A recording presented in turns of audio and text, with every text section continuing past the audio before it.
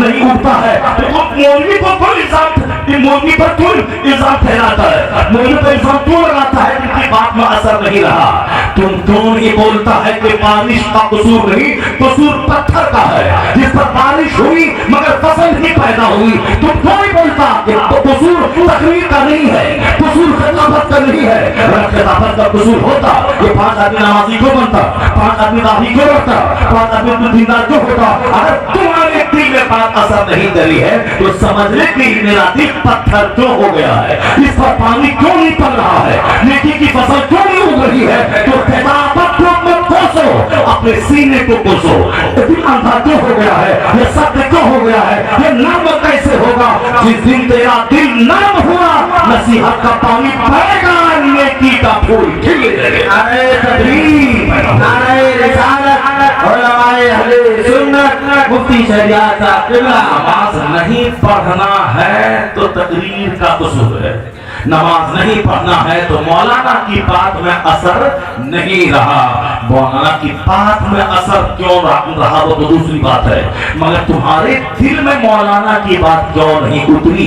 तुम्हारा सीना इतना पत्थर क्यों हो गया है, तुम इतने हार्ड क्यों हो गए हो?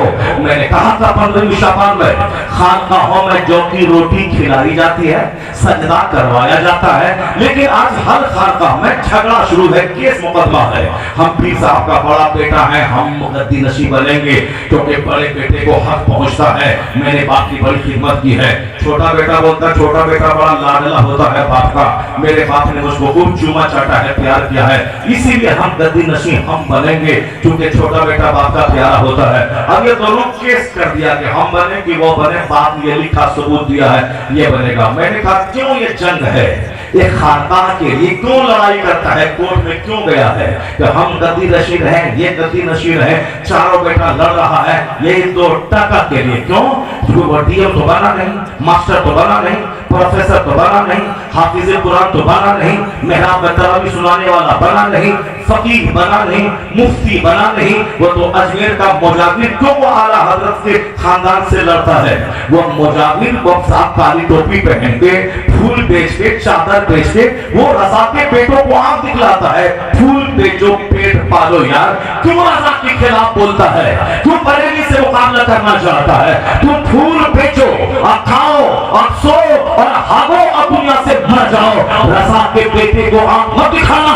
रजा का बेटा फूल नहीं बेचता है, रजा का बेटा चादर नहीं बेचता है, रजा का बेटा फतवा लिखता है, रजा का बेटा अमर बिल मारूफ करता है। मुफ्ती आजम हिंद फतवा लिखते रहे, हुज्जतुल इस्लाम फतवा देते रहे, मुफस्सिर आजम हिंद मदरसा कायम करते रहे, आलिमों की जमात भी पैदा करते रहे, बाबू शरिया फतवा लिखते रहे, ऐसे बहाने करते रहे, मदरसा चलाते रहे। फूल बेचना और है, पीर की खिदमत करना और है।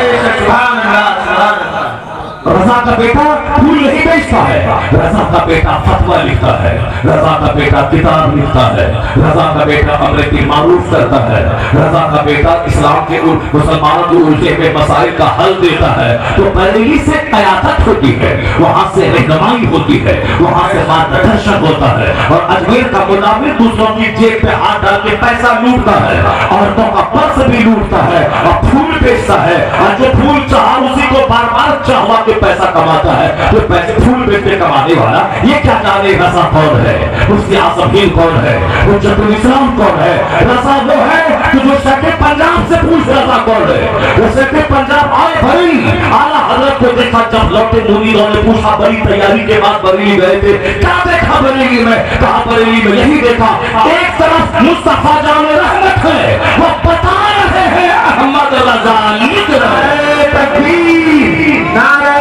रिसालत, उलमाए अहले सुन्नत, मसलके आला हजरत, मसलके आला हजरत, फैज़ाने आला हजरत। काम चोर जो बच्चे को पढ़ाया नहीं, अब वो बाप की जगह पे सजादा नशी इसलिए बनना चाहता है ताकि मुरीदों को समझ ले बगैर चारा उसी से अपना पैसा हर साल कलेक्शन करे और अपना आराम से खाए पिए, अपनी बेटी को जीन्स टी शर्ट पहना के कॉलेज में पढ़ाए। जो अपनी बेटी को जन्नती नहीं बना सका वो दूसरों को क्या जन्नती बना पाएगा? जो अपने बेटों को सुन्नत नहीं सिखा सका वह दूसरों को क्या सुन्नत का रास्ता दिखाएगा?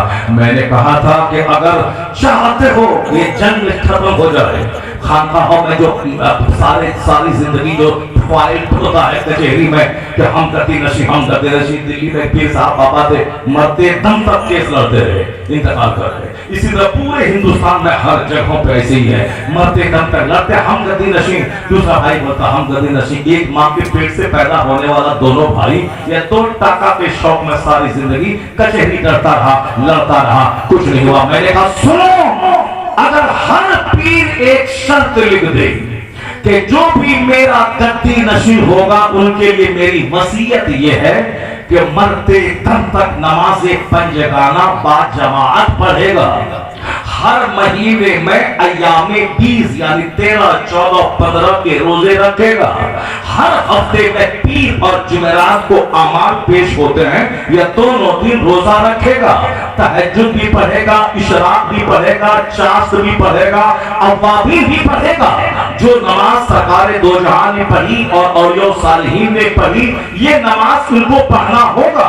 جو میرا گدی نشین ہوگا وہ تہجد بھی پڑھے گا، اشراق بھی پڑھے گا، چاشت بھی پڑھے گا، مغرب کے بعد 6 رکعت نماز نفل اوابین بھی پڑھے گا. اور کل حضرت قطبی نے تذکرہ لکھا کہ ہر رات یہ ساری نمازیں پڑھنے کے بعد 100 رکعت نماز نفل پڑھا کرتے تھے. اور ایک بزرگ تھے وہ روزانہ رات میں عشاء سے لے کے فجر کے بیچ میں 1000 رکعت نماز نفل پڑھا کرتے تھے. تو میرا گدی نشین وہ ہوگا جو پانچوں نماز با جماعت پڑھنے کے علاوہ اشراق، چاشت، اوابین، تہجد پڑھے گا اور ہر رات میں 50 رکعت نماز نفل پڑھے گا اور ہر سوموار اور جمعرات کا روزہ رکھے گا اور ہر مہینے ایام 20، 13، 14، 15 کا روزہ رکھے گا. وہی میرا سجادہ نشین ہوگا. میں قسم کھا کے کہتا ہوں کہ اگر کوئی پیر ایسا لکھ دیا تو 4 بیٹا فائل لے کے کچہری نہیں دوڑے گا، وہ چاروں ایک دوسرے پر تھوپے گا کہ تو ہی گدی نشین بن جا، تو ہی گدی نشین بن جا، تو ہی گدی نشین بن جا. میں نہیں، تو اس کے قابل ہے. سب دوسرے پہ تھوپے گا. اس مسئلے کا حل جہاں طبیعت کے مطابق ڈھونڈا جاتا ہے مسئلے کا حل نہیں نکلتا. جہاں مصطفیٰ کی سنت اور شریعت کے مطابق مسئلے کا حل ڈھونڈا جائے وہ 1 منٹ میں مسئلے کا حل نکل آتا ہے. یہی وجہ ہے کہ ڈاکٹر پرناش شاہ نے کبھی کہا تھا he must be called the savior of humanity. If a man like him were to assume the dictatorship of the modern world, he must succeed in solving its problems as much needed peace and happiness. مسلمان چونکہ نبی کو پڑھتا نہیں ہے اس لیے وہ نہیں جانتا ہے کہ سرکار دو جہاں کے ارشادات میں کیا کیا سب نسخے پوشیدہ ہیں. مگر جارج برنارڈ شاہ یورپ کا دانشور وہ آخری بات کہہ دیا کہ اسلام کے پیغمبر وہ مانوتا کے رکشک کا نام ہے، انسانیت کے محافظ کا نام ہے.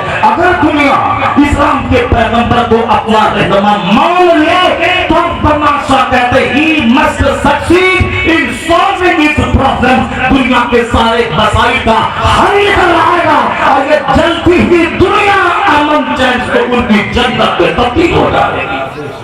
آج گھر میں لگی ہے آگ، مدرسے میں لگی ہے آگ، مسجد میں لگی ہے آگ، قبرستان میں لگی ہے آگ، ملک میں لگی ہے آگ. کیوں؟ طبیعت کی غلامی ہو رہی ہے.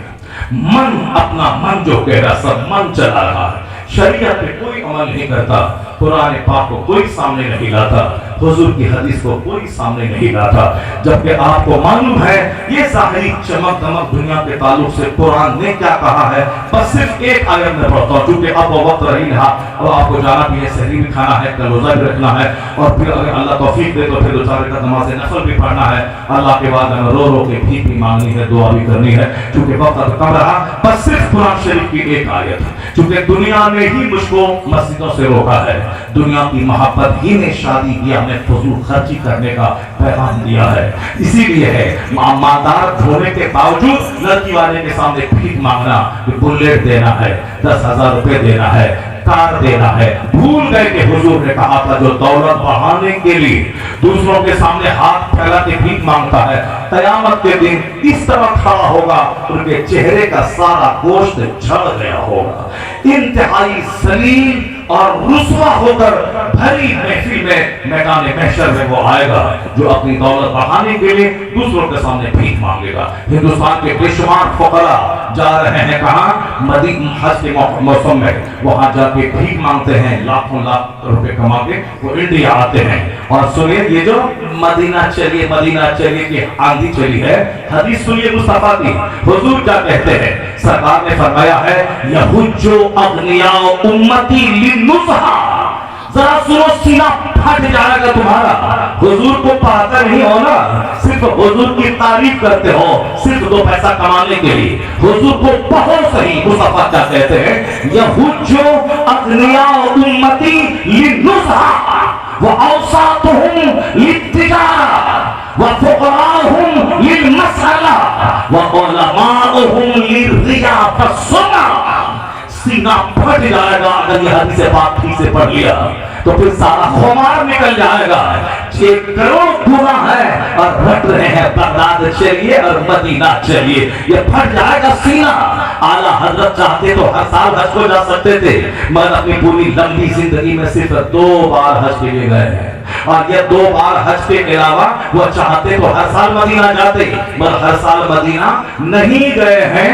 وہ ہندوستان میں رہ کر کے ہر سال مسجد میں اعتکاف پر بیٹھتے تھے اعلیٰ حضرت، چونکہ ہر سال اعتکاف پر بیٹھنا یہ سرکار کی سنت ہے۔ آقا علیہ السلام ساری زندگی اعتکاف میں بیٹھتے رہے، اور اللہ کے سارے ولی اور کرام وہ سبھی بیٹھتے ہیں۔ اعلیٰ حضرت ساری زندگی مرتے دم تک جو زندگی کا آخری سال تھا وہ خوش ہمیشہ وہ اعتکاف میں بیٹھتے رہے، وہ مدینہ دوڑ کے نہیں جاتے تھے۔ سنیے غور سے حضور کی حدیث سنیے، حضور فرماتے ہیں ایک زمانہ ایسا آئے گا کہ مالدار لوگ تفریح کے لیے حج کریں گے۔